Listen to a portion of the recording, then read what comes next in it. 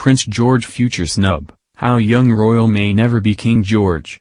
Prince George is the eldest son of Prince William and Kate, Duchess of Cambridge, and is a direct heir to the throne. However, due to one royal precedent, Prince George may never become King George. Kate, Duchess of Cambridge and Prince William welcomed Prince George in 2013. As Prince William's eldest child, one day Prince George is expected to become king. He is currently third in line to the throne, followed by his sister Princess Charlotte and his brother Prince Louis. In the history of the British monarchy, there have been 6 kings with the name of George. However, the Queen's father, King George VI, was actually not christened as George.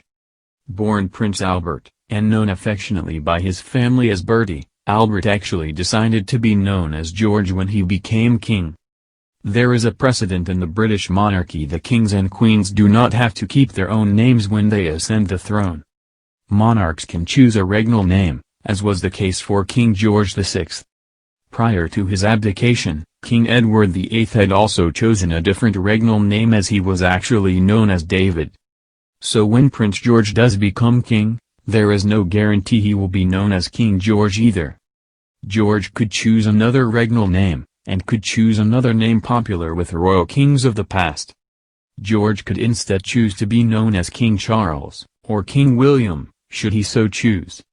However, George could also follow the lead of his grandmother, the current Queen Elizabeth II, and simply be known as King George. The decision to use a different regnal name when a new king or queen ascends the throne is not uncommon, but it isn't certain if Prince Charles will decide to do the same. Reports from several years ago suggested Charles was considering the regnal name of George when he became king, making him King George VII. According to reports, Charles may want to change his name due to its association with previous King Charles of the past.